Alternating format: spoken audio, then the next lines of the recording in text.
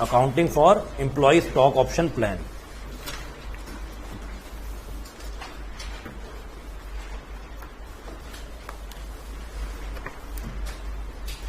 Okay,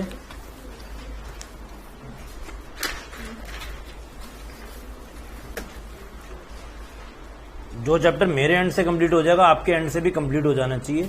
हर बार test आपको बता के नहीं होगा, उसके लिए प्रॉपर इंटीमेशन नहीं दिया जाएगा, कभी कोई सरप्राइज टेस्ट भी हो सकता है, सो बी प्रिपेयर्ड फॉर इट। आपकी प्रिपरेशन साथ साथ चलनी चाहिए साइमल्टेनियसली। ऐसे नहीं कि कुछ चैप्टर्स कंप्लीट होंगे तब हमारी प्रिपरेशन स्टार्ट होगी, या पूरा कोर्स कंप्लीट होगा तब हमारी प्रिपरेशन स्टार्ट होगी, फिर तो हम बस डिले करते रहते हैं उस चीज को। आपको उसको विद इन 1-2 डेज पूरा कंप्लीट कर लेना है, और क्वेरीज हो तो दे आर ऑलवेज वेलकम, आप नहीं तो पूछो, जिससे आपका कोर्स साथ में कंप्लीट होगा। एक बार हमारा पूरा कोर्स कंप्लीट हो जाएगा, विद इन 1 वीक आप पूरा अकाउंट्स को वाइंड अप कर पाओगे। नहीं तो आपको पता ही नहीं होगा, इतने सब्जेक्ट पहले भी पेंडिंग पड़े हुए हैं, ये भी एक और पेंडिंग लिस्ट में चला गया, किसी को क्लोज नहीं कर पाओगे, ओपन तो सारे होंगे। ओके, नेक्स्ट टॉपिक स्टार्ट करते हैं, एम्प्लॉय स्टॉक ऑप्शन प्लान। मैंने आपको बताया था ये भी सीए फाइनल में भी अभी भी टॉपिक है, तो वही आप भी पढ़ रहे हो। बहुत सिंपल टॉपिक है, बहुत इंटरेस्टिंग टॉपिक है और बहुत प्रैक्टिकल भी है। ये ऐसा नहीं है आप यहां पर पढ़ रहे हो बस क्वेश्चंस करने के लिए और होता कहीं पे भी नहीं। It is very much similar जो बुक्स ऑफ अकाउंट इसकी मेंटेन होती है या कॉर्पोरेट्स में इसको किया जाता है। देखते हैं होता क्या है। एम्प्लॉय के लिए फॉर एम्प्लॉइज स्टॉक क्या होता है? When shares are combined they are termed as stocks. Basically shares को स्टॉक बोलते हैं। ऑप्शन, जब बात ऑप्शन की आ जाती है मतलब इट इज नॉट कंपल्जन या नॉट मैंडेटरी। ये तो ऑप्शन है ना, फिर इधर मैंडेटरीनेस तो हो ही नहीं सकती। ये तो एक ऑप्शन है, आपकी मर्जी है आपको इसको अवेल करना है या नहीं करना। और ये एक प्लान है। प्लान का मतलब कोई भी स्कीम, ये तो हमने म्यूचुअल फंड में भी पढ़ा, ऐसी कोई स्कीम होती है। इसको बोलते हैं employ stock option plan. Okay, देखो जनरली होता क्या है मैं आपको बताता हूं। आप लोग जब चार्टर्ड अकाउंटेंट बन जाओगे बेसिकली, पहले तो आपकी सैलरी स्टार्ट होंगी। सैलरी स्टार्ट होंगी ना, अगर आप कहीं जॉब करते हो तो। ओके, आपको सैलरी पे रखा जाएगा।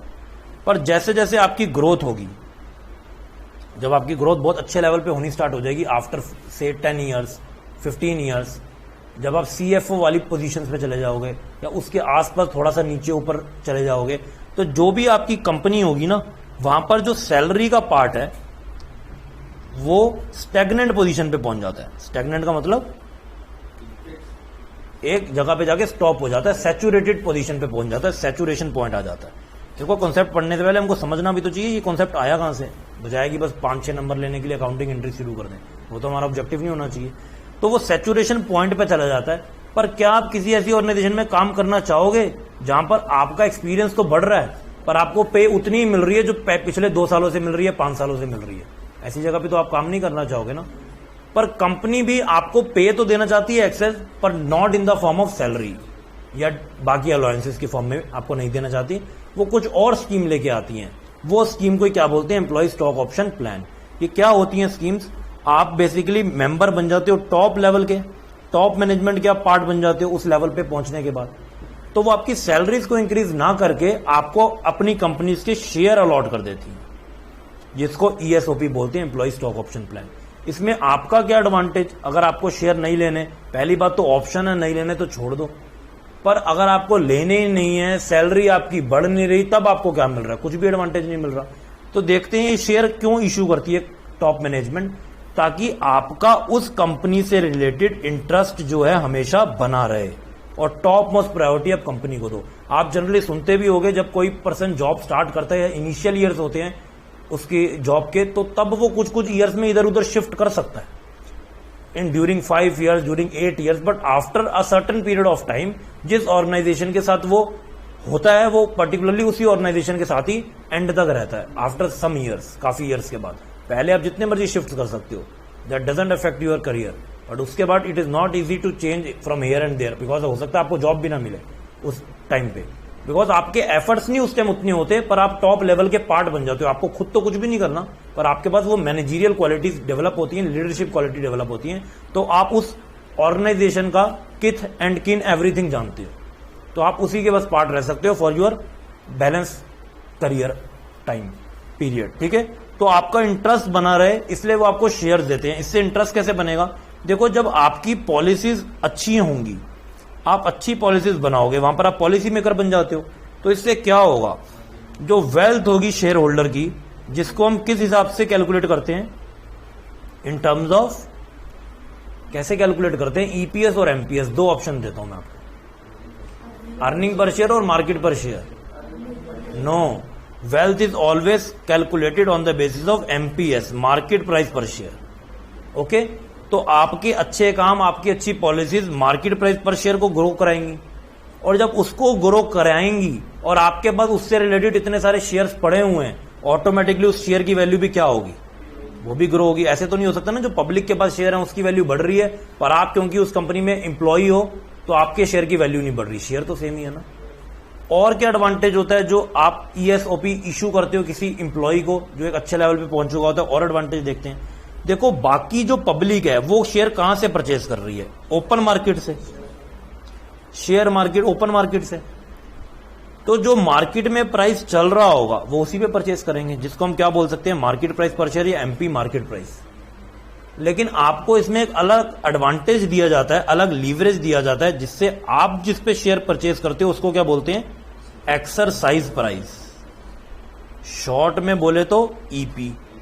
अब ये ईपी अगर एमपी से ज्यादा होगा, क्या आप शेयर लेना पसंद करोगे, क्या फायदा उसका, ओपन मार्केट में जाके खरीद लोगे, इतनी अच्छी लग रही है अपनी कंपनी, तो कंपनी से क्यों लोगे जो कंपनी आपको दे रही है, आप बाहर से लोगे ना ओपन मार्केट से, और कंपनी कभी ऐसा आपको ऑप्शन देगी भी नहीं। फिर ये ऑप्शन थोड़ी हुआ, ये तो सजा हो गई कि एक्चुअल में मार्केट में शेयर सस्ता मिल रहा है, आपको कंपनी डायरेक्ट महंगा दे रही है और आप टॉप मैनेजमेंट के पार्ट भी बन चुकी हो। ओके, तो exercise price is generally much lower than market price. चलो ये तो हमने सारी कहानियां सुन ली, इंप्लॉय को फायदा होता है ऐसे ऐसे, इसमें तो किसी को कोई डाउट नहीं है ना। पर इसमें अकाउंटिंग का फिर ऑप्शन कहां से आ जाता है, इसकी हमको अकाउंटिंग कैसे करनी है और क्यों जरूरी हो जाती है।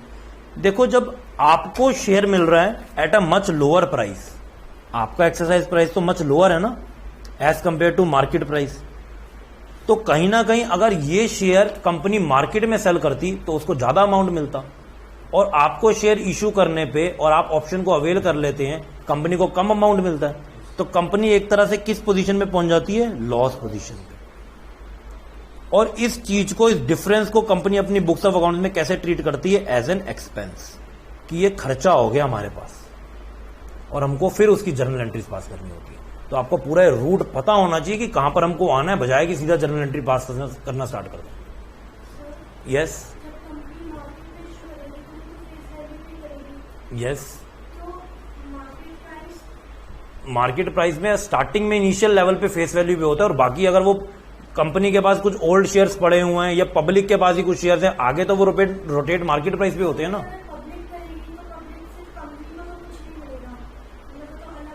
यस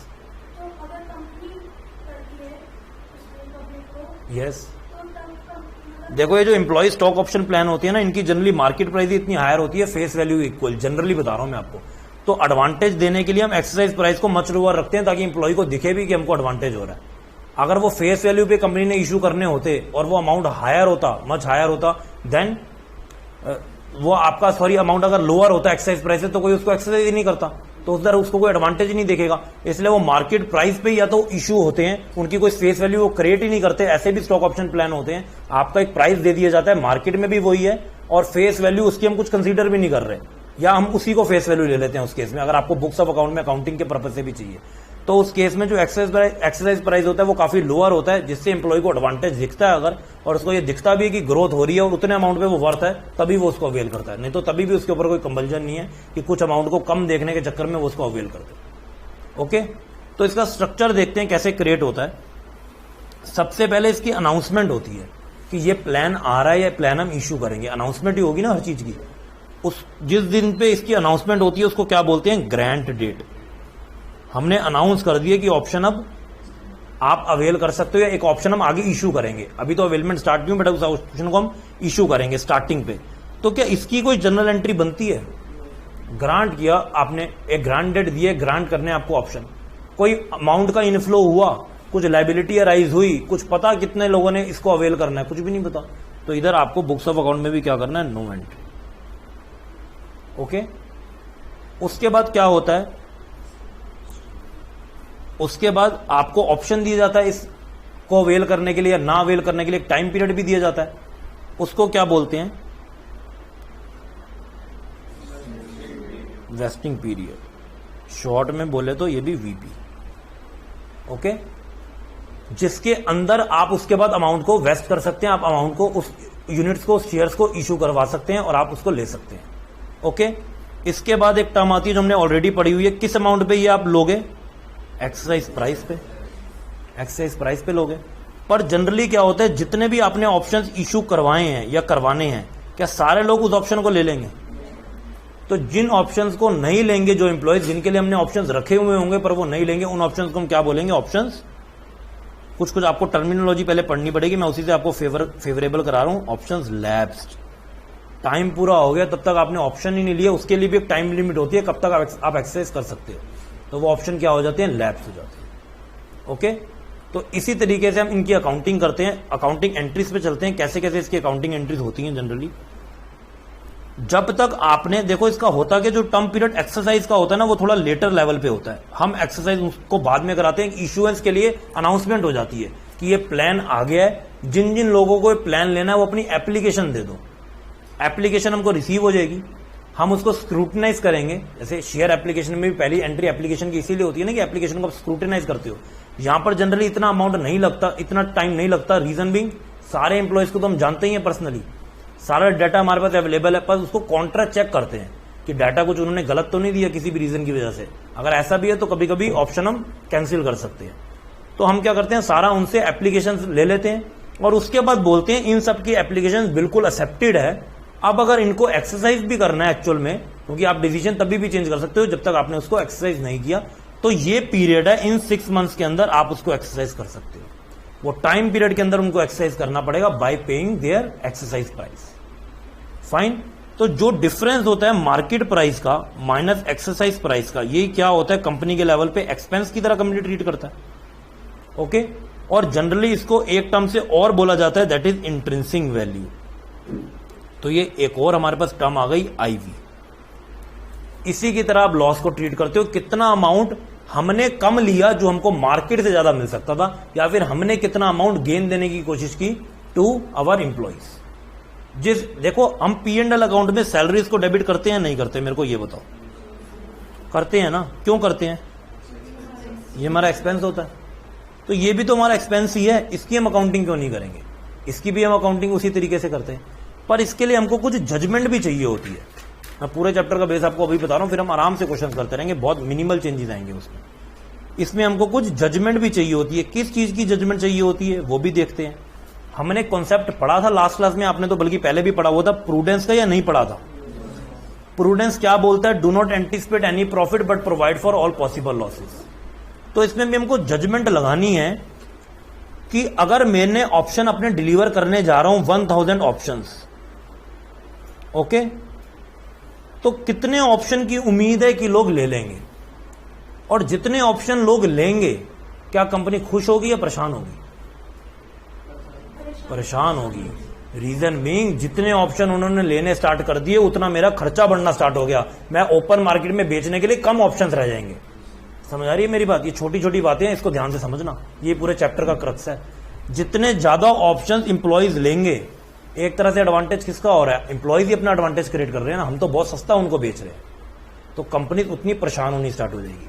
और जितने जितने कंपनी को ऑप्शंस दिखने स्टार्ट हो जाएंगे कि ये तो लोगों ने मना कर दिया, क्लियर मना कर दिया, वो तो नहीं लेंगे ना। फिर अगर ऐसी ऐसी कुछ हमारे पास इंफॉर्मेशन होगी एज पर क्वेश्चन, तो उन सब चीजों को हम किसके अंदर लेके जाएंगे? फिर से रिजर्व के अंदर, जैसे हमने पिछले चैप्टर में किया। Very much similar. Accounting differ नहीं करती, इंडस्ट्री वाइज टर्मिनोलॉजीज डिफर करती हैं।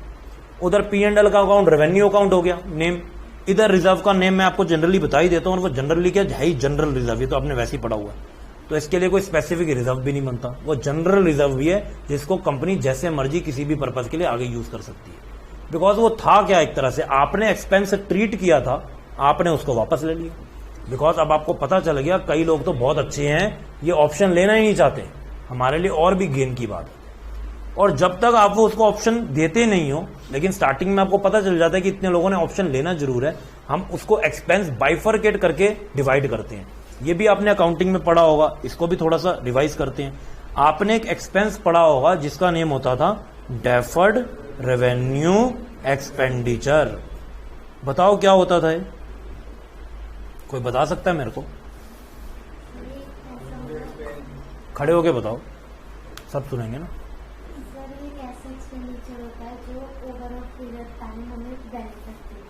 Yes, very good.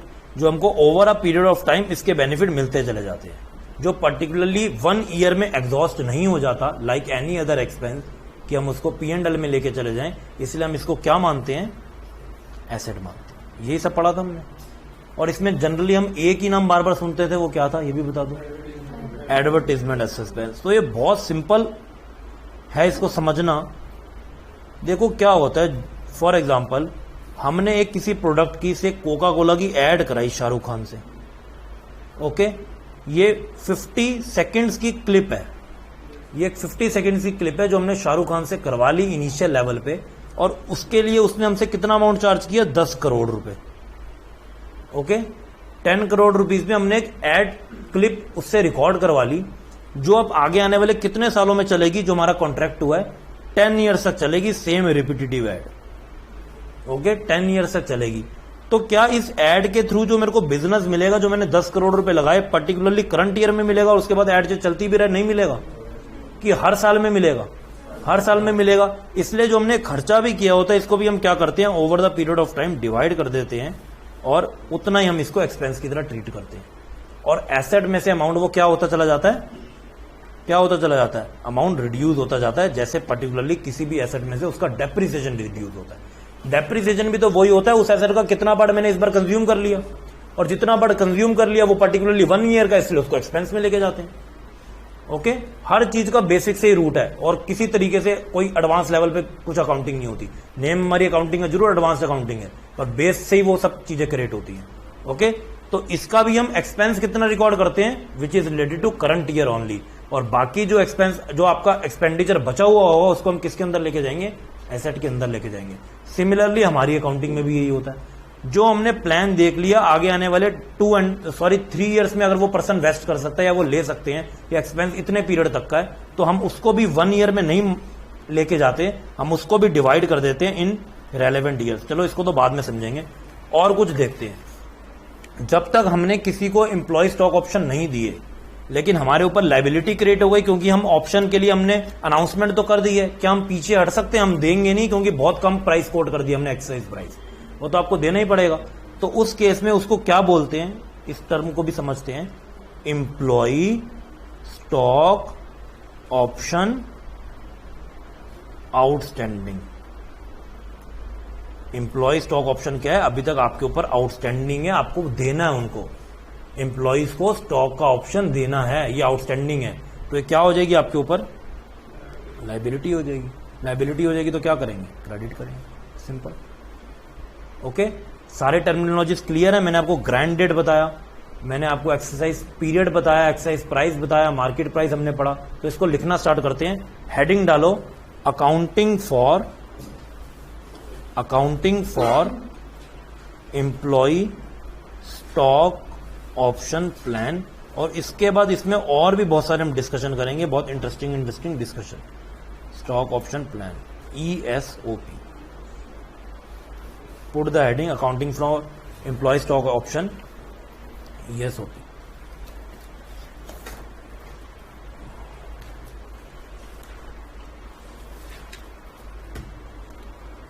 लिखो सबसे पहले ये होता क्या है? ESOP क्या होता है? इट इज अ कॉन्ट्रैक्ट, ये कॉन्ट्रैक्ट है, ये एक कॉन्ट्रैक्ट है that gives the employees,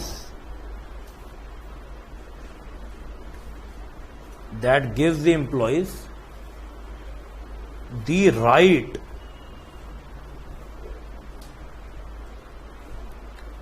but not obligation. कोई ऑब्लिगेशन नहीं है एम्प्लॉइज के ऊपर कि परचेस करना ही करना है। It is only right, they can buy और they can not bye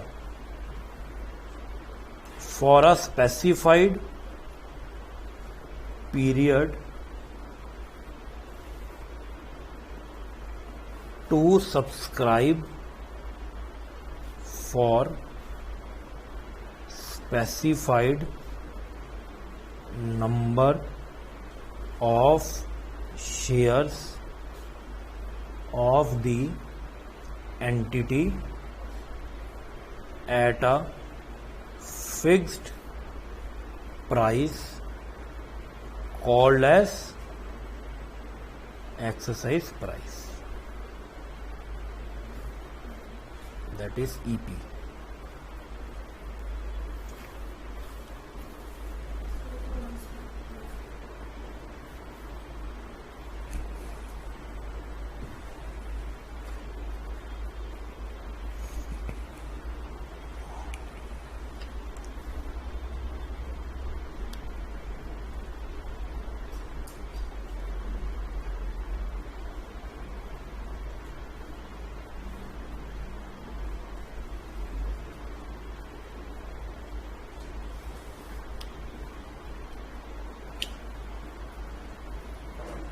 okay fine. Next लिखो की टर्म्स। क्या क्या टर्म्स हैं जो सब हमने अभी डिस्कस किए हैं उसी को हम अब लिखेंगे।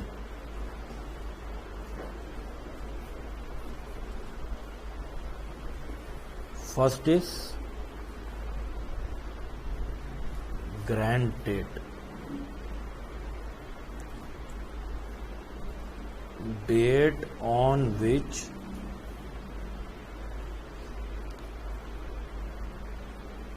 share option plan is announced by the company। इसका आगे लिख लो, no entry takes place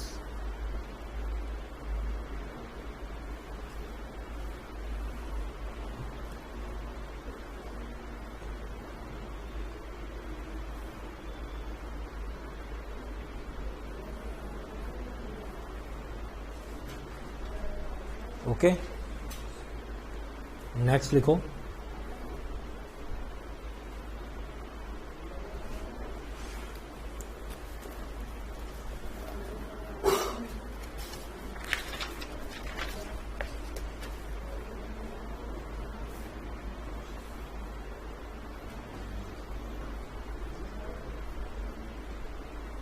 vesting period,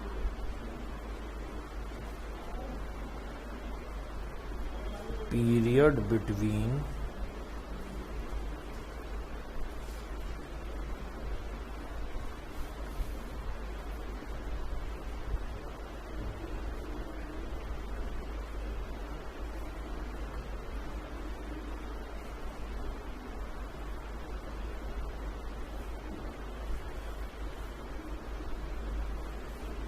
is termed as vesting period.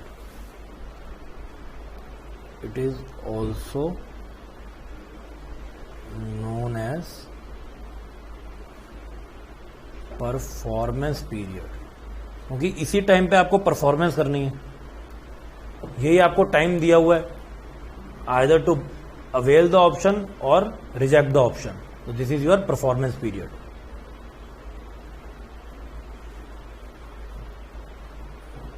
Third is exercise period.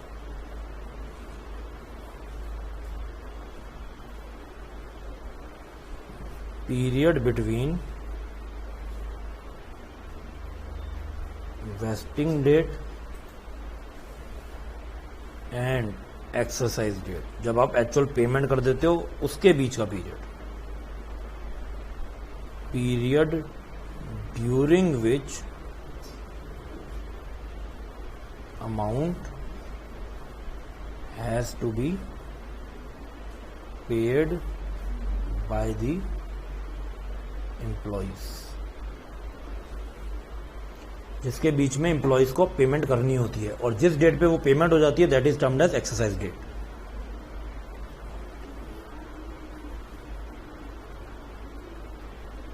Market price,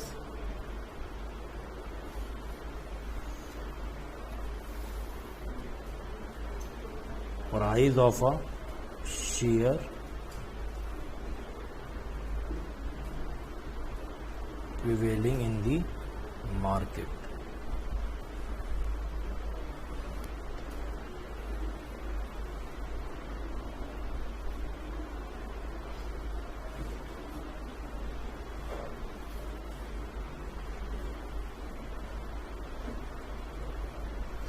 intrinsic value हमने अभी स्टडी किया,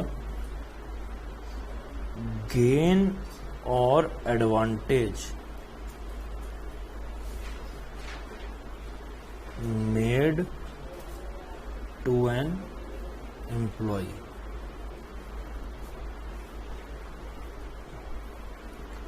और होता क्या है, market price less exercise price.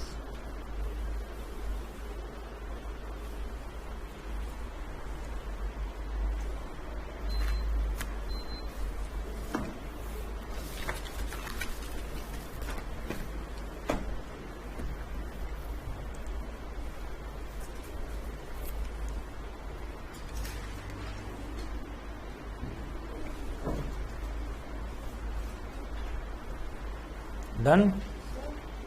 Yes. Yes. Always. उसी डेट से हम कंपेयर करेंगे हमारा एक्सपेंस भी कितना क्रिएट हो गया। ओके, और आपको different asset market price given भी नहीं होंगे as far as question is concern. वही मार्केट प्राइस होगा जो अलॉटमेंट की डेट पे आपने ओपन मार्केट के लिए रखा हुआ है। ओके, बिकॉज बाकी पब्लिक के लिए भी तो वही प्राइस है ना, उसी से तो कंपेयर करोगे कि बाकी लोग कितने पे ले रहे हैं वो शेयर और आप अपने एम्प्लॉयज को कितने का दे रहे हो वो शेयर। जितना एडवांटेज क्रिएट हो रहा है एम्प्लॉय को, दैट इज हिज और हर गेन, और सिमिलरली वो किसका एक्सपेंस हो जाएगा, कंपनी का। ओके, नेक्स्ट लिखो,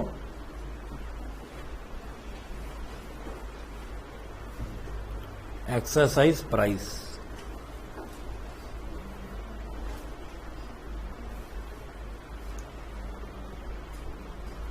price at which employee exercises his option। वो प्राइस जिस प्राइस पे एम्प्लॉय एक्सरसाइज कर सकता है अपने ऑप्शन को, बाय पेइंग दैट अमाउंट। ये भी लिख लो। ओके,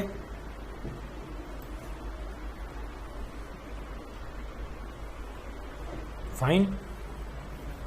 ये सारी टर्मिनोलॉजीज हैं जो आपको इस चैप्टर को करने से पहले पता होनी चाहिए, बिल्कुल प्रॉपर।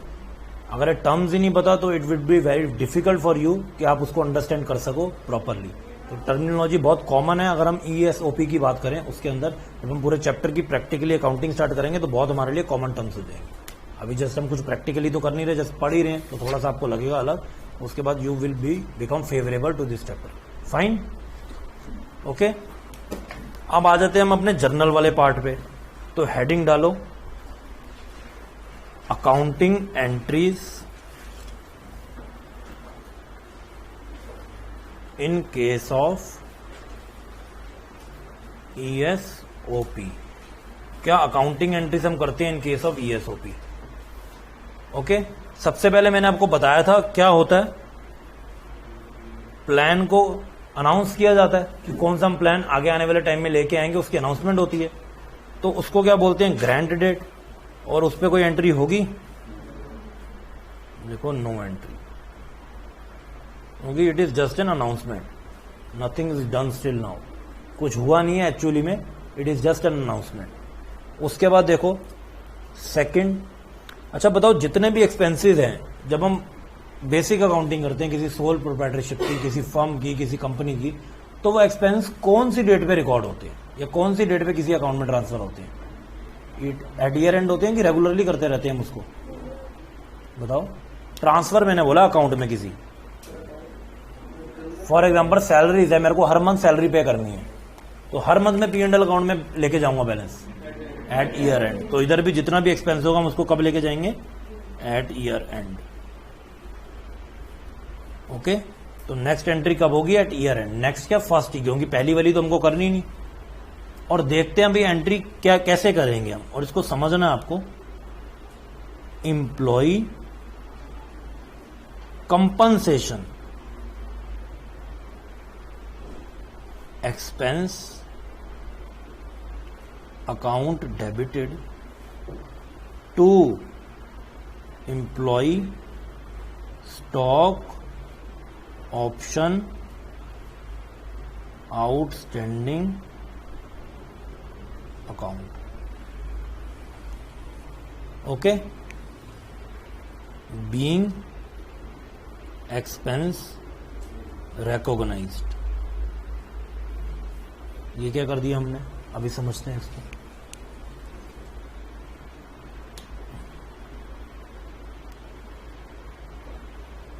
समझे इसको, देखो ये हमारा एक्सपेंस ही है ना, जो हम सस्ता उनको शेयर अलॉट कर रहे हैं, आगे आने वाले टाइम में अलॉट करेंगे, ये हमारे लिए तो एक्सपेंस है।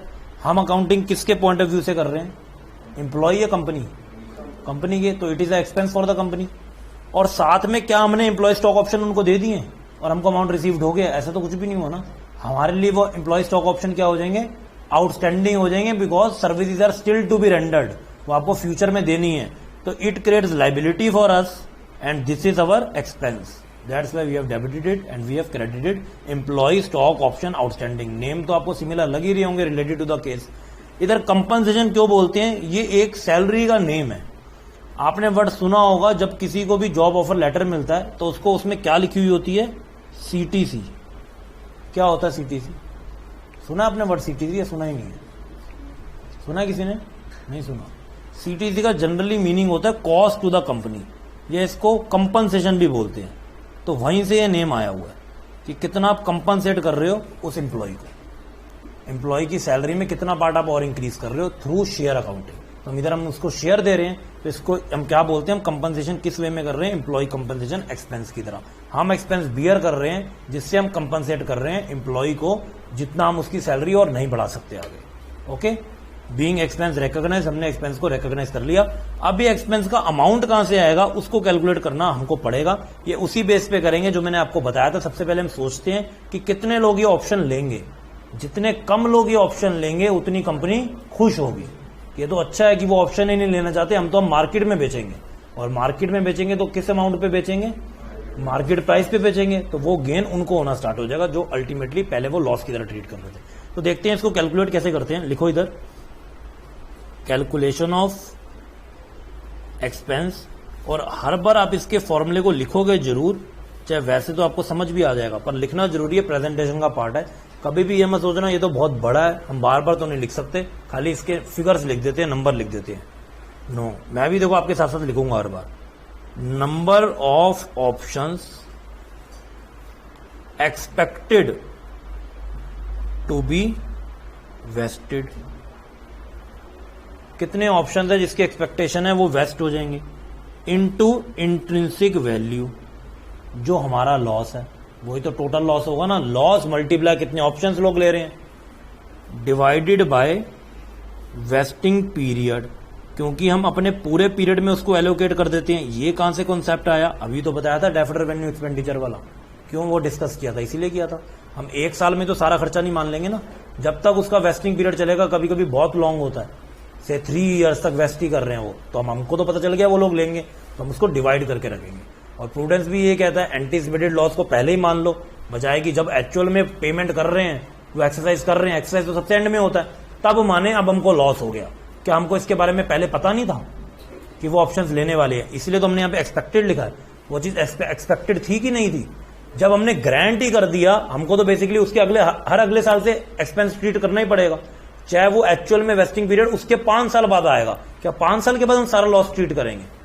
ऐसे तो नहीं करते ना अकाउंटिंग, सारे प्रूडेंस कॉन्सेप्ट सारे हमारे हिल जाएंगे। तो इसलिए हमको उसकी पहली अकाउंटिंग करनी है। अगर मान लो एक्सपेक्टेशन के हिसाब से उन्होंने नई भी ऑप्शन रिकॉग्नाइज करे, बाद में नहीं अवेल किए, उसका वो तो हमारे लिए गेन ही है ना, उसमें क्या प्रॉब्लम है, पर हम अपने लॉस को तो पहले कम से कम ट्रीट करें। ओके, और देखते हैं और इसमें क्या करना है, इनटू एक्सपायर्ड पीरियड, जितना पीरियड एक्सपायर हो चुका है, minus cumulative expense recognised earlier.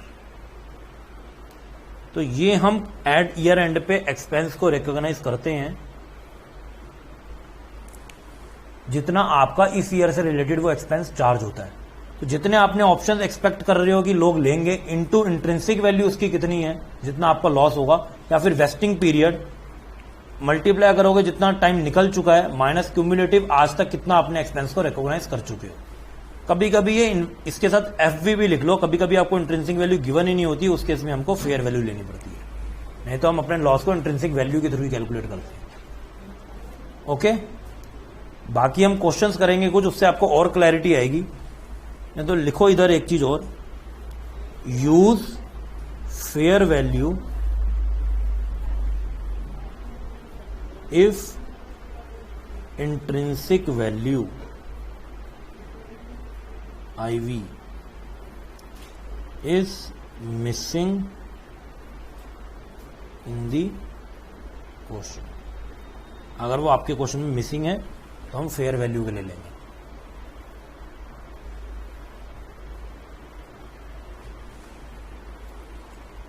Fine.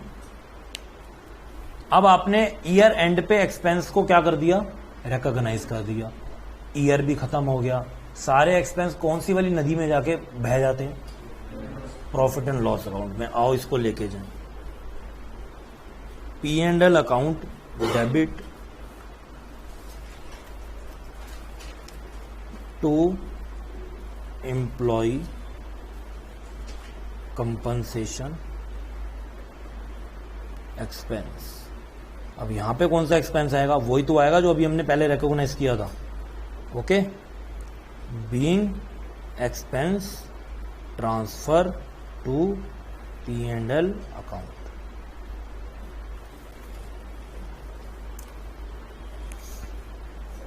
Yes yes absolutely, क्योंकि तब तो हम एक्चुअल में उसको एक्सरसाइज कर रहे हैं, तब वो सब चीजें बैक आ जाएंगी आपके अकाउंटिंग एंट्री से।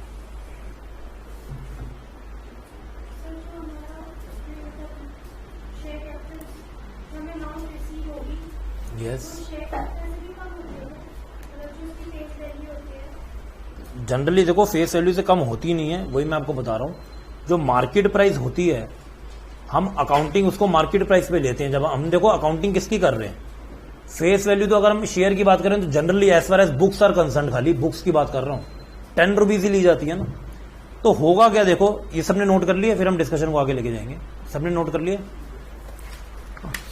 देखो अभी तो हम क्या कर रहे हैं, अभी तो कुछ एक्सरसाइज नहीं हो रहा, अभी तो हम देख रहे हैं कितना हमको आगे आने वाले टाइम में लॉस हो सकता है, उसको पहले रिकॉग्नाइज करें। अगर हम आगे की बात करते हैं तो फेस वैल्यू अगर हमारे शेयर की 10 रुपीज है, ये तो फेस वैल्यू है। फेस वैल्यू का काम क्या होता है, ये शेयर कैपिटल को क्रेडिट करती है इतने अमाउंट से। और आपने देखा भी होगा जनरली क्या होता है, 10 रुपए का शेयर 50 रुपए का भी बिक सकता है, जिसमें 40 रुपए SPR में आ जाएंगे। वही टोटल अमाउंट आपका मार्केट प्राइस कॉन्स्टिट्यूट करता है कि 10 रुपए की फेस वैल्यू हम तो ओपन मार्केट में 50 का बेच रहे हैं, तो वो 10 में आप 40 ऐड कर दो SPR की वजह से, कैसे भी ये क्या बन जाता है, मार्केट प्राइस। अब आप इससे कुछ भी किसी भी कम अमाउंट पे अगर उनको आप शेयर देते हो, से 20 रुपीज पे देते हो, तो ये क्या हो जाएगा, EP। सारे कॉन्सेप्ट इसी पे क्लियर करते हैं।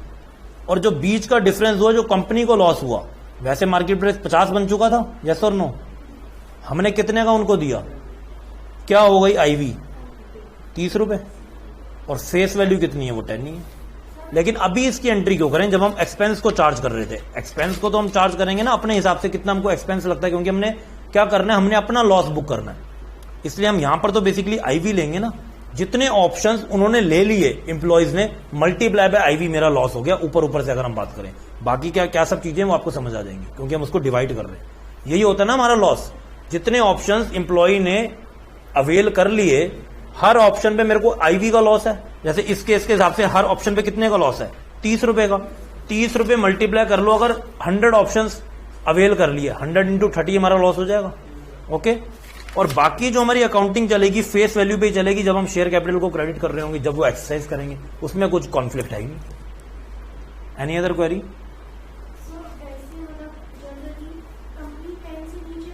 नो, फेस वैल्यू से नीचे कैसे शेयर इशू करेगी, नहीं होता ऐसा प्रैक्टिकली।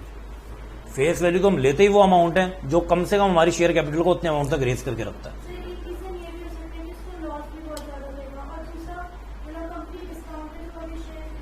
अब तो प्रोहिबिटेड है, जब से कंपनी से 2013 में ये मेजर अमेंडमेंट आई है, आप लोगों ने पढ़ा ही होगा आई थिंक। तो वो तो वैसे ही प्रोहिबिटेड है। और खाली कंपनीज एक्ट 13 को छोड़ो, उसके अंदर और भी बड़े सारे प्रोविजन है या और भी डिफरेंट लॉज हैं जो प्रोहिबिट करते हैं कि फेस वैल्यू से नीचे आप कर ही नहीं सकते, चाहे वो प्रेजेंटेशन का पार्ट हो। देखो वो तो ऑथराइज शेयर कैपिटल ही आपको फेस वैल्यू पे दी हुई है, आप उसके बाद तो सब गलत करते रहोगे अगर आपने उसी को डाउन कर दिया तो वो ऐसी अकाउंटिंग तो कभी होती नहीं है। ओके, तो हमको देखना हमारे लिए लॉस क्या है, वो हमारे लिए लॉस क्या है, मार्केट प्राइस और एक्सरसाइज प्राइस के बीच का डिफरेंस। फेस वैल्यू अपनी अकाउंटिंग के हिसाब से चलती रहेगी। क्या आपने शेयर कैपिटल को कभी 10 की जगह 15 से क्रेडिट किया क्योंकि 5 रुपए प्रीमियम है? कभी भी नहीं किया ना, वो तो 10 ही होता था। तो जितना भी प्रीमियम है तो वो अकॉर्डिंगली अपने हिसाब से चलेगा। पर इसको मैं अभी चला दूं क्या? अभी क्या मैंने ऑप्शन इशू कर दिया था जब मैं एम्प्लॉय कंपनसेशन एक्सपेंस की बातें कर रहा हूं? ये तो तब करूंगा जब लोग आएंगे पैसे देने, ये लो हमारे एक्सरसाइज प्राइस के पैसे और हमको ऑप्शन दे दो। फिर मैं देखूंगा वैसे तो फेस वैल्यू इसकी 10 रुपए है और मार्केट में मैं इतने का बेच सकता था और इतना अमाउंट मेरे को मिल रहा है। वो कैसे करेंगे? वो हम एक्सरसाइज के टाइम पे करेंगे, जिसके मैं आपको आगे के लिए अभी एंट्रीज लिखवा रहा हूं, फिर हम क्वेश्चन में उसको ट्राई करेंगे। क्लियर? नेक्स्ट लिखो, ऑन एक्सरसाइज ऑफ ऑप्शन। जब वो एक्चुअल में एक्सरसाइज हो जाता है, ऑन एक्सरसाइज ऑफ ऑप्शन, जब कुछ इंप्लॉयज को हमारा ऑप्शन प्लान पसंद आ जाता है, वो खुश हो जाते हैं कि ये तो हमने शेयर मार्केट से भी खरीदना ही था, अब हमारी कंपनी हमको इतना सस्ता दे रही है तो क्यों ना हम इसी से खरीद लें और अपना गेन कर लें। तो तब देखते हैं कंपनी क्या अकाउंटिंग करती है। देखो कुछ तो अमाउंट कंपनी को मिलेगा कि फ्री में दे रहे हैं, तो जो मिलेगा उसको क्या करेंगे? बैंक अकाउंट में डेबिट कर देंगे। ये क्या होगा? जितने ऑप्शंस एक्सरसाइज कर लिए मल्टीप्लाई किससे करेंगे? एक्सरसाइज और market price, exercise price. Because हमको अमाउंट कितना मिल रहा है? हमको क्या मार्केट प्राइस मिल रहा है एम्प्लॉय से? नो, हमको तो एक्सरसाइज प्राइस ही मिल रहा है ना। Employ stock option outstanding account debit, short में लिख रहा हूं, आपको फुल लिखना, फुल लिखो। ओके, अब इधर employ stock option outstanding debit क्यों कर दिया? पहले तो पढ़ा था कि ये लाइबिलिटी होती है, लिखा भी था। देखो लाइबिलिटी तो तब तक थी जब तक ऑप्शन हमने दिए नहीं थे उनको। आप जब देना स्टार्ट कर देंगे तब तो लाइबिलिटी कैंसिल आउट होनी स्टार्ट हो जाएगी ना। मान लो मैंने जितने लोगों का सोचा था सबने ऑप्शन अवेल कर लिए, तो मेरी तो पूरी लाइबिलिटी जीरो हो जाएगी। उधर मैंने लाइबिलिटी क्रिएट की कि सर्विस देनी है, अब सर्विस दे रहा हूं तो लाइबिलिटी को कैंसिल नहीं करूंगा क्या? वही मैं इधर कर रहा हूं। और लाइबिलिटी भी मैंने कितने अमाउंट से चार्ज की थी? जितना मेरा एक्सपेंस था, कि मेरे ऊपर उतने अमाउंट की लाइबिलिटी आएगी। तो इसको किस अमाउंट पे रिकॉर्ड करेंगे? Options exercise into IV. IV से वो वाली एंट्री पास की थी ना, उसी को हम कैंसिल आउट कर रहे हैं, क्योंकि अब हम एक्चुअल में उनको सर्विस रेंडर कर रहे हैं। To equity share capital option exercise into face value. आ गई फेस वैल्यू इधर। शेयर की अकाउंटिंग को हम कुछ वॉयलेट थोड़ी कर रहे हैं, पर क्योंकि मोड थोड़ा सा डिफरेंट है, स्कीम डिफरेंट है, उसके हिसाब से अपने आप को एडजस्ट कर रहे हैं। अकाउंटिंग इसी को बोलते हैं। अकाउंटिंग आपको ये नहीं बोलती कि आप बेसिक अकाउंटिंग को वॉयलेट करते जाओ क्योंकि कोई नया चैप्टर पढ़ना स्टार्ट कर दिया आपने। ऐसा कभी भी नहीं होता अकाउंटिंग में। कोई भी बिजनेस की अकाउंटिंग करो, कंसाइनमेंट, ज्वाइंट वेंचर, पार्टनरशिप, किसी भी बिजनेस की ब्रांच अकाउंटिंग, हायर परचेज, सब आप लोगों ने करी होगी। अभी हम कंपनी की अकाउंटिंग कर रहे हैं, वो भी पहले करी। किसी भी नेचर की अकाउंटिंग हो, अकाउंटिंग के बेसिक प्रिंसिपल्स अगर चेंज कर रहे हो तो कुछ गलत ही कर रहे हो। उसको मत कभी भी चेंज करने की कोशिश करना। उसमें देखो कैसे हम इनकॉर्पोरेट कर सकते हैं विद सम मॉडिफिकेशन। वो मॉडिफिकेशन उस इंडस्ट्री से रिलेटेड चेंज होनी चाहिए। जैसे हमारे नेम चेंज हो रहे हैं, हमारे प्रिंसिपल चेंज हो रहे हैं क्या? लाइबिलिटी को क्रिएट करते हैं, क्रेडिट ही करते थे ना। लाइबिलिटी को डिलीट करते हैं, डेबिट ही करते थे ना। वही हम इधर भी कर रहे हैं। ओके, और देखते हैं तो बाकी अमाउंट हमको क्यों मिला? फेस वैल्यू कितने रुपए की थी? 10 रुपए की थी, पर एक्सरसाइज प्राइस कम से कम उससे ज्यादा तो है, और हम अपनी लाइबिलिटी को भी हटा रहे हैं। सारा बचा हुआ अमाउंट किस में डाल देंगे? Securities premium reserve.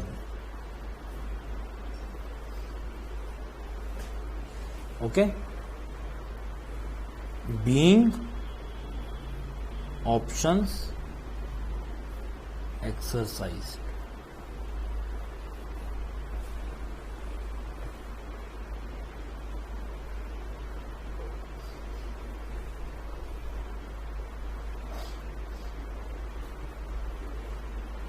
ओके, अब बताओ क्या सारे के सारे लोग होंगे जिनको ऑप्शन पसंद आ जाएगा? कई लोगों को तो कम अमाउंट पे भी पसंद नहीं आएगा, उनको लेने नहीं ऑप्शन, उनको स्टडी करनी नहीं, इस पर इंटरेस्ट ही नहीं आता, उनको इसमें भी डर लग रहा है कि बहुत वैल्यू ना डाउन चली जाए। और ये कंपल्जन तो है नहीं, ये तो ऑप्शन है।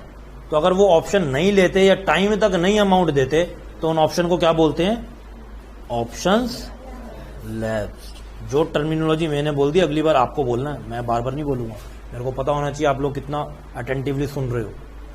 तो ऑप्शंस क्या हो जाएंगे? लैप्स हो जाएंगे। और जब लैप्स हो जाएंगे तो कंपनी खुश होगी या परेशान होगी? खुश होंगे, अच्छा टाइम निकल गया, लास्ट डेट तक पूजा कर रहे होंगे कोई आ ना जाए। जो नहीं आ रहे उनको पता भी नहीं चलना चाहिए। एक बार हमने अनाउंसमेंट की थी, कोई SMS नहीं, कोई व्हाट्सएप नहीं, याद होगा तो आ जाएंगे और हम कोशिश करेंगे आए ना, ठीक है? हम भी छुपे रहेंगे, कोई आ जाएगा तो फिर देखेंगे कोई आ गया, अनटिल हमारी कोशिश नहीं रहेगी कि कोई भी आए और हमसे ऑप्शन ले जाए। और सारे हमने शेयर इकट्ठे करे हुए हैं, जैसे ही कोई नहीं आएगा डोर हो जाएगा बंद और अगले दिन कहां पे बिकेंगे? ओपन मार्केट में eight market price. Okay, company नहीं चाहती ऑप्शन आप लोग अवेल करो, क्योंकि आप अगर ऑप्शन अवेल कर लेते हो तो मार्केट प्राइस से मिलने वाला एडवांटेज खत्म हो जाता है और अपॉर्चुनिटी कॉस्ट आपने पढ़ा ही होगा। ओके, तो ऑप्शन अब होगा लैप्स। क्या एंट्री करेंगे? Employees stock options outstanding debit. Liability ये भी खत्म हो गई, जो इनिशियली मान रहे थे कि वो भी आएंगे और अपना ऑप्शन एक्सरसाइज करके लेके जाएंगे और हमको कम अमाउंट पे उनको शेयर देने पड़ेंगे। अब वो आएंगे ही नहीं, उनका टाइम ही लैप्स हो गया या उन्होंने मना कर दिया किसी भी सेंस में। तो ये भी क्या अमाउंट होगा? जिस अमाउंट पे हमने एक्सपेंस रिकॉग्नाइज किया था।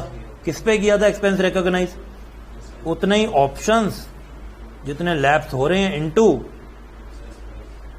इंट्रिंसिक वैल्यू बोलेंगे हम अब उसको। ओके, टेक्निकल लैंग्वेज सीख चुके हैं तो वही बोलेंगे। 2 ये भी कहां चला जाएगा? जनरल रिजर्व में। इसको आगे जैसे मर्जी मन करेगा वैसे यूज करेंगे, ये हमारा रिजर्व का पार्ट बन गया। Being options lapsed. Okay, options क्या होगा? लैप्स जो है ड्यू टू टाइम पीरियड और खुद ही उन्होंने कैंसिल कर दिया। फाइन, क्लियर है अभी तक की सारा कॉन्सेप्ट? बहुत चीजें हमने डिस्कस कर ली है very short period of time में, आई थिंक 1 आवर के अंदर। सब कुछ क्लियर है? एक चीज और लिखो, सबने नोट कर लिया है? एक चीज और लिखो,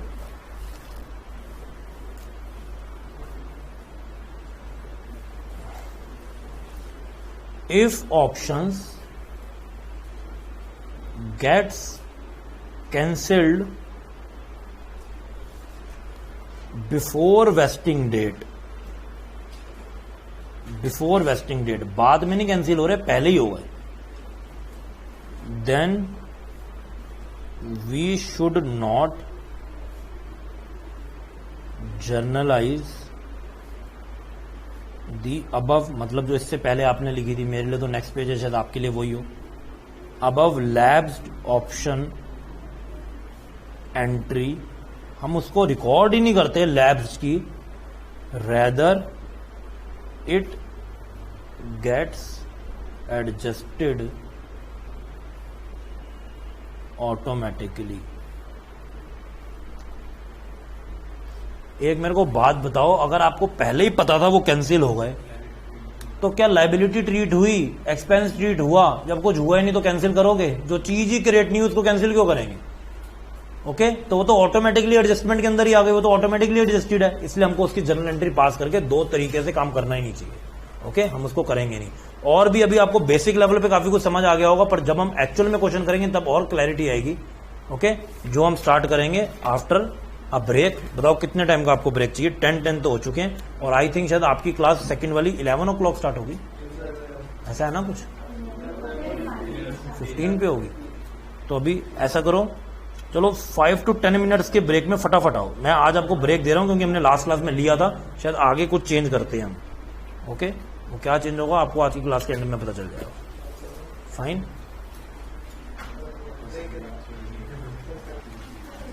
फर्स्ट क्वेश्चन पढ़ते हैं, देखते हैं क्या लिखा हुआ है related to employ stock option plan.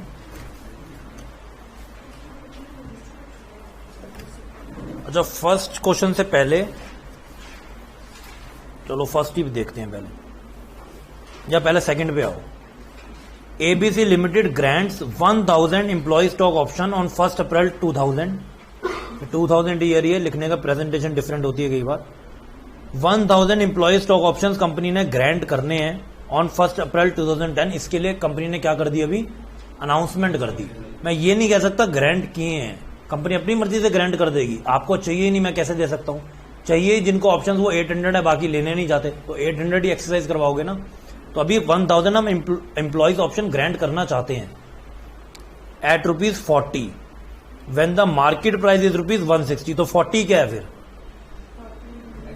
Exercise price उसी अमाउंट पे ग्रांट करवाएंगे ना। मार्केट प्राइस पे अगर उनको लेना होता तो फिर वो ऑप्शन क्या होता? तो what is this? This is your exercise price. Okay, और ये 160 क्या है? ये तो लिखा ही हुआ है मार्केट प्राइस। तो क्या हो गई आपके लिए आईवी? आपके लिए 120 का लॉस, एम्प्लॉय के लिए 120 का गेन। वेस्टिंग पीरियड इज, इसको 1/2 कर लो, ये 2.5 ईयर है। ओके, 2.5 ईयर्स का वेस्टिंग पीरियड है, जिसके अंदर आपको पूरे एक्सपेंस को बाइफरकेट करना है, डिवाइड करना है। And the maximum exercise period is 1 year, और 1 साल के अंदर आपको एक्सरसाइज करना है। टोटल पीरियड इतना है, हमारी अनाउंसमेंट से लेके एप्लीकेशन लेने तक, स्क्रूटनाइज करने तक, और आखिरी का 1 साल किस चीज का है? आपके ऊपर है, आपको एक्सरसाइज करना है। ओके, 300 अनवेस्टेड ऑप्शन जो वेस्ट ही नहीं हुए, अनवेस्टेड ही हो गए, वो क्या हो गए? लैप्स हो गए। कब? 1 मई 2002 को। और 600 ऑप्शंस एक्सरसाइज हो गए ऑन 30 जून 2003 को। 100 वेस्टेड ऑप्शंस लैप्स हो गए, मतलब जिन्होंने वेस्टेड के लिए एप्लीकेशन तो दी थी, फिर मना कर दिया कि हमको नहीं लेने।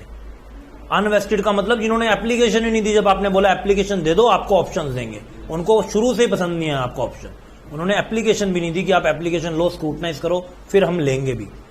उन्होंने एप्लीकेशन नहीं दी तो उनको तो आप स्क्रूटनाइज ही नहीं कर सकते, तो वो तो हो गए अनवेस्टेड ऑप्शन, जो वेस्टिंग पीरियड के अंदर ही नहीं आए। तो टोटल कैलकुलेट करते हैं, टोटल कैलकुलेट करते हैं। देखो टोटल ऑप्शंस कितने कंपनी ग्रांट कर रही थी?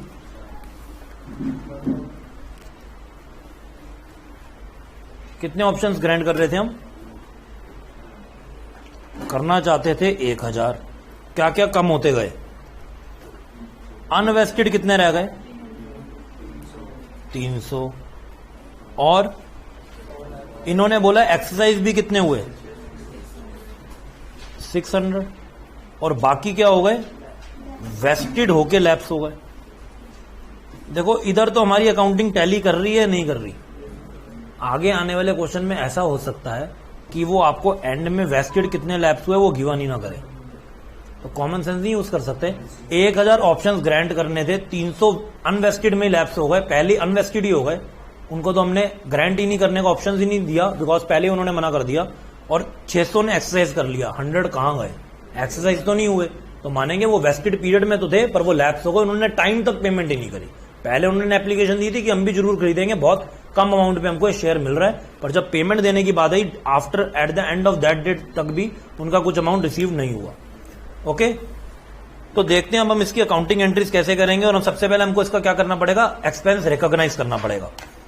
कब देखो ग्रांट हो रहे हैं ऑप्शंस? 1 अप्रैल 2000 को। ईयर कब कंप्लीट होगा? 31 मार्च 2001। इसी डेट पे हम एक्सपेंस की एंट्री पास करेंगे। ओके, तो पहले रिकॉग्नाइज करते हैं एक्सपेंस रिकॉग्नाइज कितना होगा। अब इसको साथ साथ लिखो आप, एक्सपेंस टू बी रिकॉग्नाइज्ड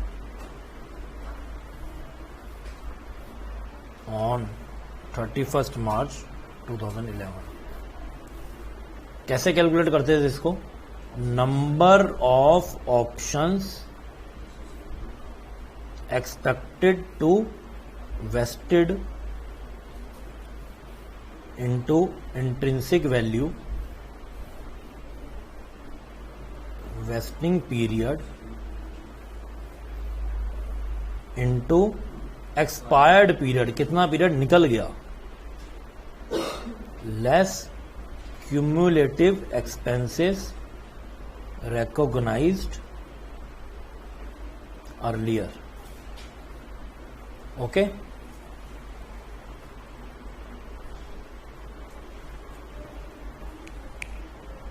आपको शुरू से ही पता चल गया था कि ये 300 वाले या एंड में 100 वाले नहीं लेंगे आपके शेयर, ऐसा तो नहीं था ना?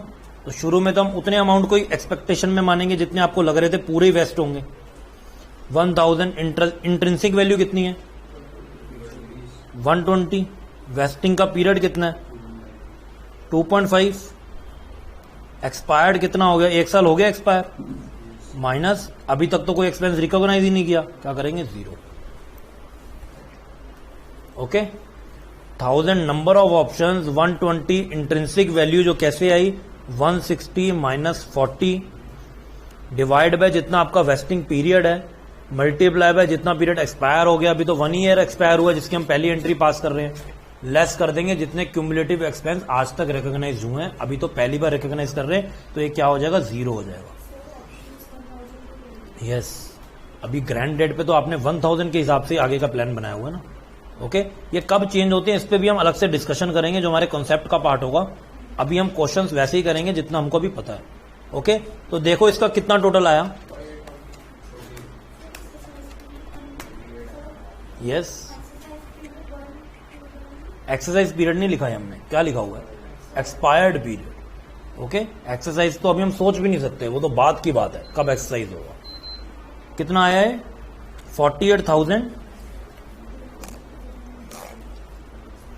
48,000 multiply by 1 equal to 48,000। Okay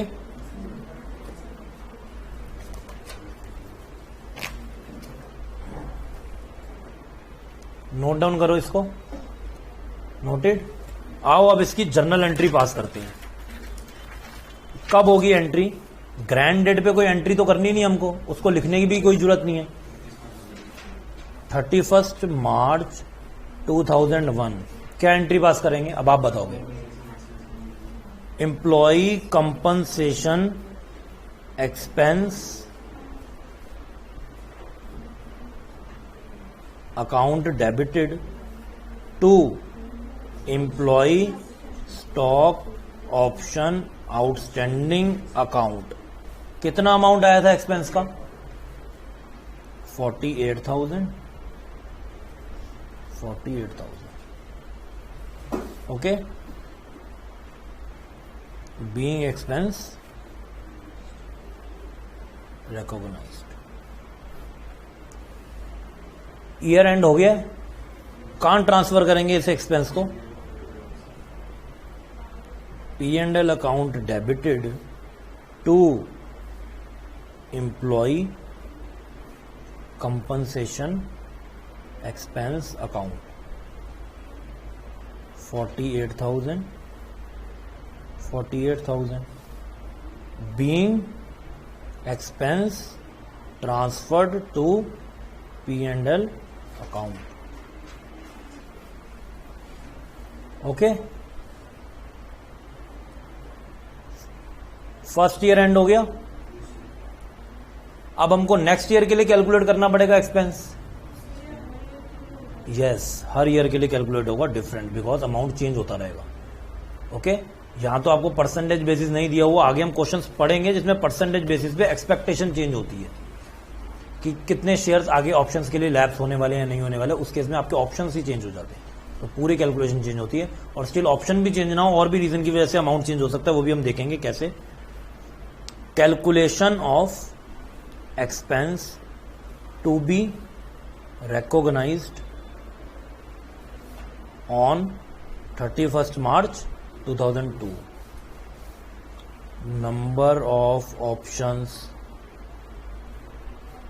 expected to be vested into intrinsic value divided by vesting period multiply by expired period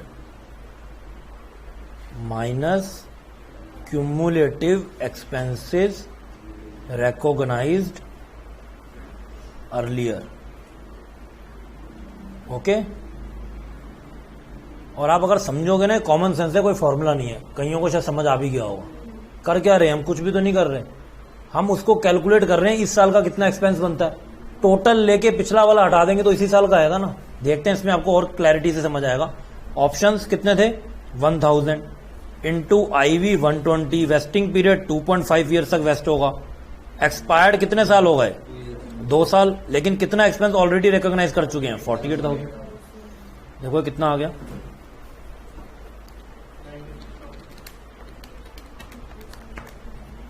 96,000 minus 48। इस बार का भी कितना हो गया? तो सर इसमें हम सेम एंट्री ही बार बार पास करते रहेंगे, इसी के मार्क्स हैं। यस, जब तक कोई चेंज नहीं आएगा आपको सेम एंट्रीज पास करते जाना है, चाहे वो रिपीटेटिव हो कुछ भी हो, मार्क्स उसी के आपको मिलेंगे। ओके, तो 48,000 अमाउंट आ गया नेक्स्ट ईयर का एक्सपेंस। फिर से 2 एंट्रीज पास कर देते हैं। 31 March 2002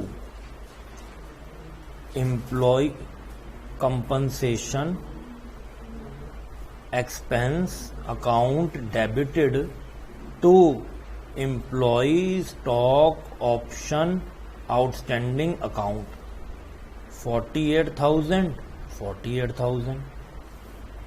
being expense recognized। and next entry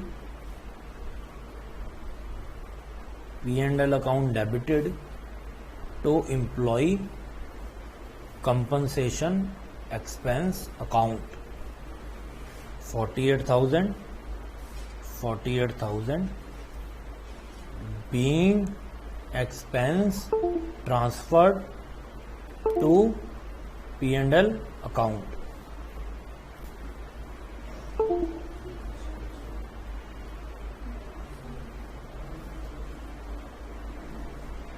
okay,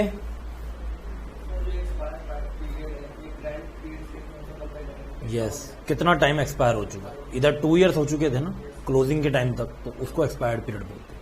fine, eight the end of 1 year पहला ईयर एक्सपायर हुआ, eight the end of second year 2 years expire हो गए। Okay, noted. अब क्या होगा? अब देखो इसके बाद क्या है, 31 मार्च हमने 12 तक तो कर दी। क्वेश्चन को पढ़ो दोबारा से।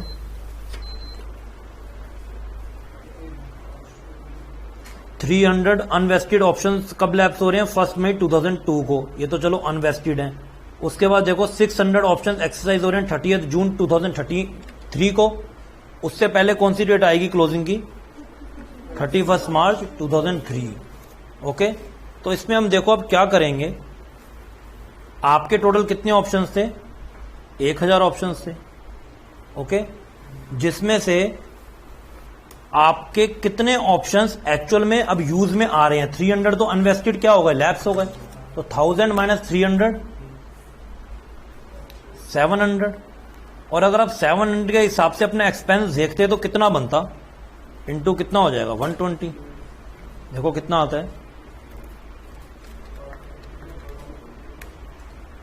84,000 आता है। एक्चुअल में तो आपको इतने एक्सपेंस अभी तक रिकॉग्नाइज करना चाहिए था, क्योंकि वो तो अनवेस्टेड ही हो गए और आपने खर्चा ज्यादा मान लिया। यस और नो? क्लियर है? 1000 ऑप्शंस पे आप खर्चा मानते चले गए, बाद में पता चला 300 तो अनवेस्टेड वालों ने मना ही कर दिया, हमको लेना ही नहीं है स्टॉक ऑप्शन प्लान। आपके लिए एडवांटेज क्रिएट हो गया या नहीं हो गया? तो आपने तो खर्चा कितना मान लिया था, उसका हम टोटल लगा लेंगे। कितना माना अभी तक? 96,000। एक्चुअल में कितना खर्चा बनता है? 84 ही बनता ना। अभी तक आपके माइंड में कितने लोगों को आप ऑप्शन देना बाकी रह गया? 700 को। तो 700 को मल्टीप्लाई करोगे 120 से, व्हाट इट कम्स? 84,000।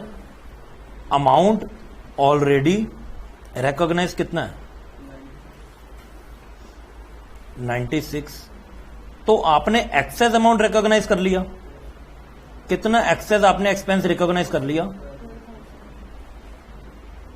12,000। और ये एक्चुअल में अब आपका एक्सपेंस होगा नहीं। ओके, क्योंकि इतने एक्सपेंस की तो आपकी लायबिलिटी ओवर हो गई। क्या एंट्री पास करी थी जब ऑप्शन कैंसिल हो जाते हैं या एंड में लैप्स हो जाते हैं? एक तरह से लैप्स ही होगा ना, और हमने उसको खर्चा मान लिया था, तो वही हम एंट्री पास करेंगे। एम्प्लॉई स्टॉक ऑप्शन आउटस्टैंडिंग, इनको अब देने ही नहीं है ऑप्शन। टू जनरल रिजर्व, हमारे लिए ये इनकम हो जाएगी, प्रॉफिट हो जाएगा। कितना अमाउंट से? 12,000 से। ओके, इधर लिख लो ये हैं unvested options at grant date. Okay, इस पे लिख लो expense related to remaining options, amount already recognise इतना, तो एक्सेस आपने कितना रिकॉग्नाइज कर लिया, इसको हम क्या कर देंगे, ट्रांसफर कर देंगे जनरल रिजर्व में। बिगिंग अनवेस्टेड ऑप्शंस रिकॉग्नाइज्ड, या रिवर्स लिख लो। 1 सेकेंड, यस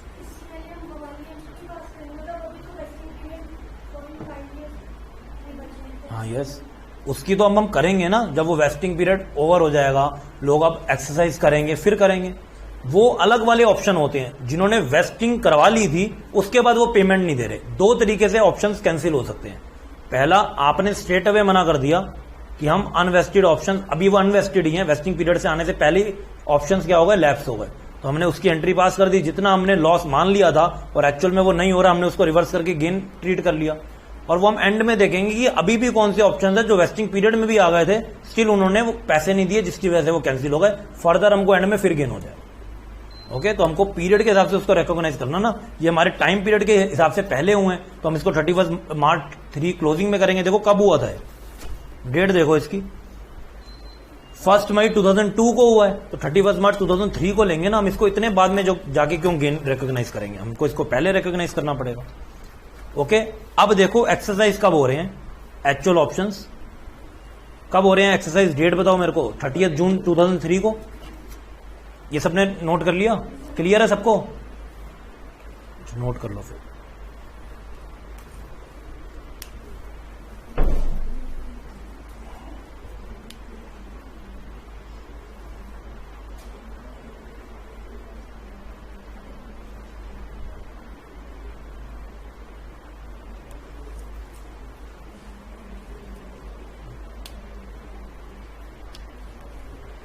देखो आगे,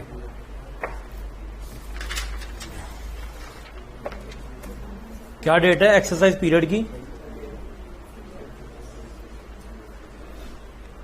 30 जून। कुछ अमाउंट तो मिल रहा है कि कुछ भी नहीं मिल रहा, कितना अमाउंट आपको रिसीव हो रहा है, 600 ऑप्शन पे कितना अमाउंट, कितना हो गया, 24,000 रुपये हो गया। ओके, कितने की लायबिलिटी मानी हुई थी, उसको रिवर्स करेंगे। 600 पर मानी थी लायबिलिटी, जितना माना था एक्सपेंस, मतलब 120 रुपए। यस और no, 72,000 to equity share capital face value 600 into 10,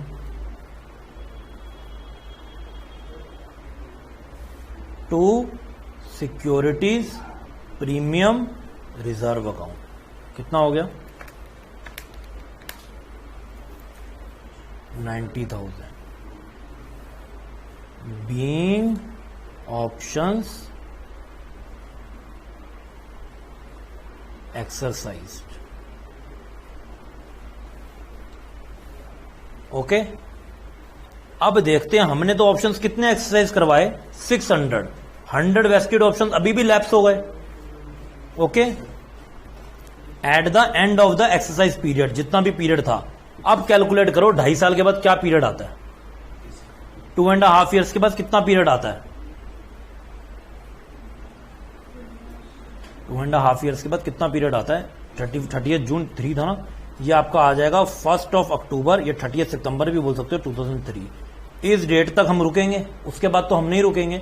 और इस डेट पे क्या हुआ, वो जो वेस्टेड ऑप्शन है वो भी लैप्स हो गए, तो इसकी हम एंट्री पास करेंगे, employee stock option outstanding debited to general reserve.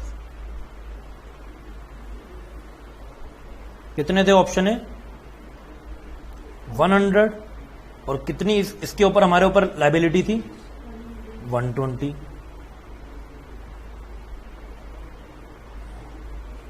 being options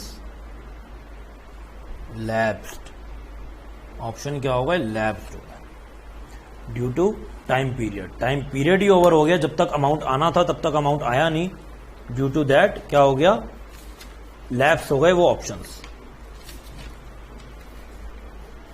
okay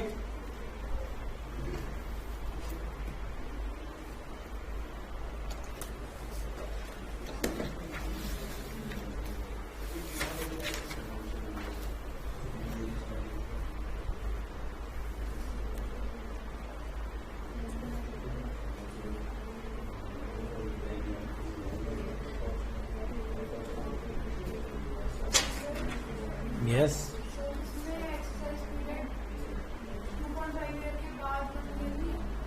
no, why, कौन सा एक्सरसाइज वाला पीरियड बोल रहे हो? 1 अप्रैल 10 को तो आपने ग्रांट किया, तो पहला ईयर कब कंप्लीट होता है, 31 मार्च 1, 31 मार्च 2।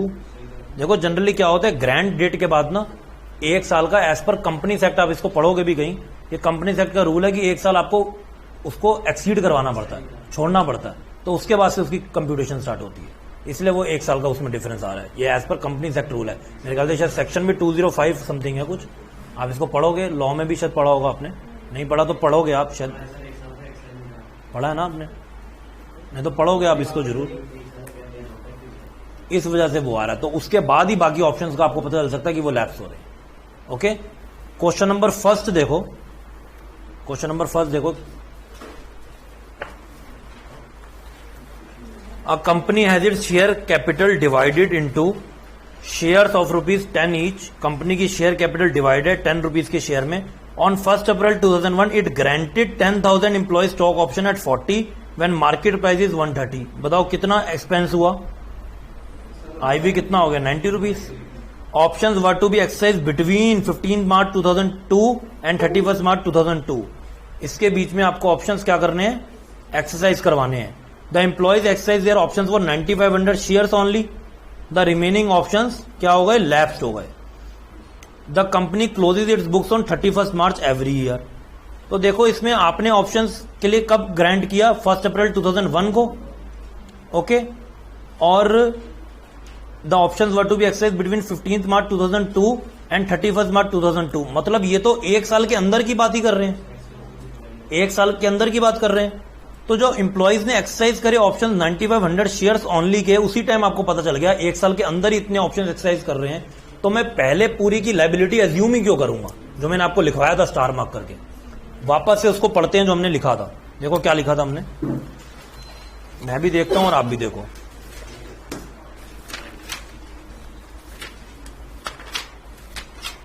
हम पूरी लायबिलिटी को पहले रिकॉग्नाइज करें फिर कैंसिल करें, जो लॉजिकल भी नहीं है तो हम उसको नहीं करेंगे। ये देखो यहां लिखा हुआ है, if option gets cancelled before vesting date then we should not generalise the above lapsed entry, जो इससे पहले वाली थी, employ stock option outstanding to general reserve, rather it gets adjusted automatically. ये अपने आप एडजस्ट हो जाएगी, देखते हैं कैसे होगी। आओ करते हैं इस क्वेश्चन को। क्वेश्चन नंबर फर्स्ट, इसमें हमको डायरेक्ट उसी की एंट्री करनी है जो एक्चुअल में ऑप्शंस क्या हो रहे हैं, एक्सरसाइज हो रहे हैं।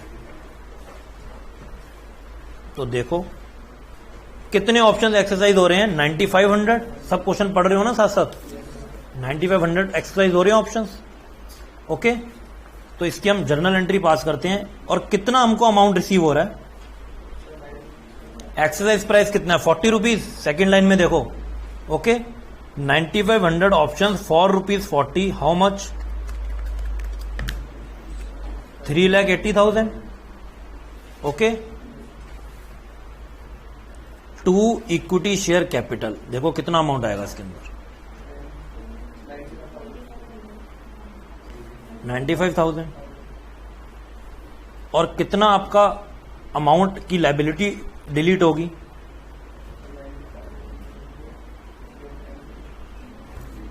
कितना है आपका intrinsic value, 90,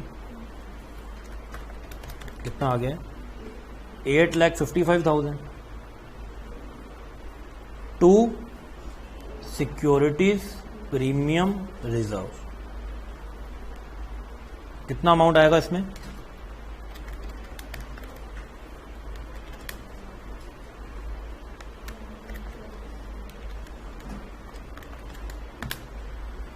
$11,40,000 being options exercise. Okay, एक हमने ईयर एंड पे एंट्री नहीं की होगी, वो हम साथ में कर देंगे।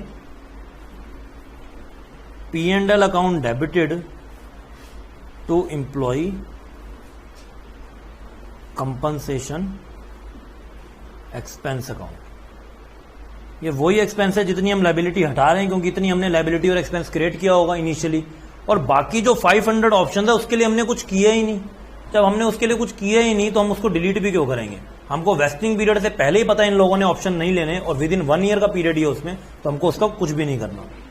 इसमें डालो 8,55,000, और इसमें आपको उन्होंने कंक्लूसिव एक डेट दी हुई है कि एक्सरसाइज की? ऐसा कुछ भी नहीं दिया। तो देखो आप डेट की जगह पे क्या लिखोगे, कहां से कहां तक डेट थी, तो हम इसको भी ऐसे ही लिखेंगे 15 मार्च 2002 टू 31 मार्च 2002, बिकॉज हमको कोई भी डेट एग्जैक्ट नहीं पता, इसके बीच में एक्सरसाइज हुए हैं ये कंफर्म है।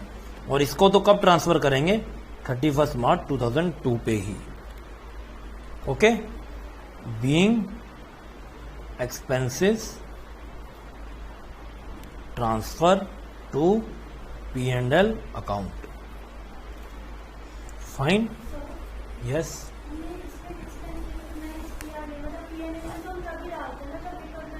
नहीं, उसकी तो हमने एंट्री नहीं पास की, वो तो है ही, वो तो हमने किया ही होगा उस एक्सपेंस को तो रिकॉग्नाइज, हमने उसके आगे की एंट्री की है, वो तो जरूर होगा, तभी हम उसको ट्रांसफर कर रहे हैं। ओके, तभी हम उसको ट्रांसफर कर रहे हैं। आप चाहो तो उसको लिख भी लो, पर क्वेश्चन का एसेंस नहीं है कि उसमें वो रिक्वायरमेंट है, तो उसकी क्या एंट्री करोगे आप? और उसका शॉर्टकट ये होता है, देखो आप उसमें एक चीज और कर सकते हो, क्योंकि ये विद इन 1 ईयर हो रहा है ना, तो आपको ये भी पता होगा एक्सपेंस भी एसेट तब रिकॉग्नाइज किया जाता है एक्सपेंस को एसेट की फॉर्म में, अगर उसकी लॉन्गर पीरियड की वैलिडिटी हो, या वो लायबिलिटी भी तभी बनती है। तो इसमें आप क्या एक और अल्टरनेटिव कर सकते हो, देखो इधर जो मैंने पहली वाली एंट्री में इधर इंप्लॉय स्टॉक ऑप्शन आउटस्टैंडिंग को मैं डेबिट कर रहा हूं ना, इसकी जगह मैं क्या कर सकता हूं, इसको काट के यहां पर मैं इंप्लॉय कंपनसेशन एक्सपेंस ही डेबिट कर सकता हूं। मेरा एक्सपेंस भी रिकॉग्नाइज हो गया जितना मेरे को करना था, लायबिलिटी तो मैंने इनिशियली क्रिएट ही नहीं की थी, तो मैं डिलीट भी क्यों करूंगा, सीधा मैं उसको इशू कर रहा हूं शेयर्स को। आप ये भी इसकी जगह अल्टरनेटिव व्यू ले सकते हो, बोथ आर करेक्ट, लिख लो बल्कि इसको साथ में, एम्प्लॉय कंपनसेशन एक्सपेंस। लेकिन इस केस में करने के बाद फिर आपको ये एंट्री पास करनी है। ओके, बिकॉज यही एक्सपेंस है जो उधर ट्रांसफर हो रहा है, अदरवाइज आपको पूरी एंट्री पहले करनी पड़ेगी, जो क्वेश्चन ने नहीं पूछी, करना हो जो वो भी कर सकते हो। एक एंट्री आपके लिए बढ़ जाएगी, पर ये अल्टरनेटिव भी 100% करेक्ट है। आप एम्प्लॉय स्टॉक ऑप्शन आउटस्टैंडिंग की जगह सीधा एम्प्लॉय कंपनसेशन एक्सपेंस को डेबिट कर सकते हो। फाइन,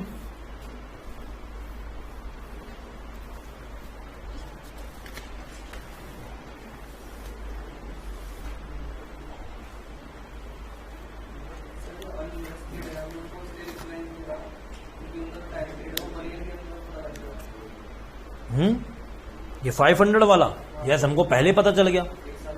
हम खाली अब एक्चुअली में उन्होंने एक्सरसाइज भी उसी टाइम पीरियड में कर लिया ना, एक आपने एक्सरसाइज पीरियड की लिमिट दी, उसी में सब लोगों ने एक्सरसाइज ही कर लिया, जो आपको पहले ही पता था इतने लोग कर रहे हैं। हमारे पास टाइम पीरियड ही नहीं, हम कैसे उसको करें आगे रिकॉग्नाइज, तो इसलिए उसका कोई मीनिंग ही क्रिएट नहीं होता कि पहले पूरी लायबिलिटी को रिकॉग्नाइज करो, जब आपको क्लैरिटी से पता ही है कि आपके पास लायबिलिटी 9500 शेयर्स की है।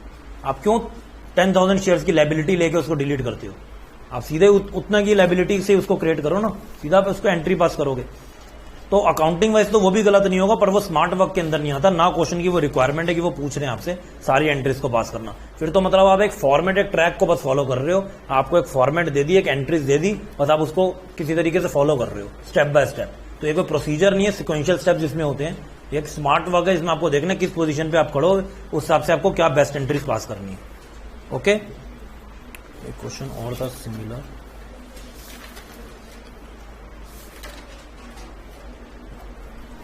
क्वेश्चन नंबर 3 देखो और एक बार ये ट्राई करो। आज आपने एक भी क्वेश्चन नहीं किया ना, ये वाला एक क्वेश्चन आप करो, क्वेश्चन नंबर 3 जो वैसे तो बिल्कुल सिमिलर ही है।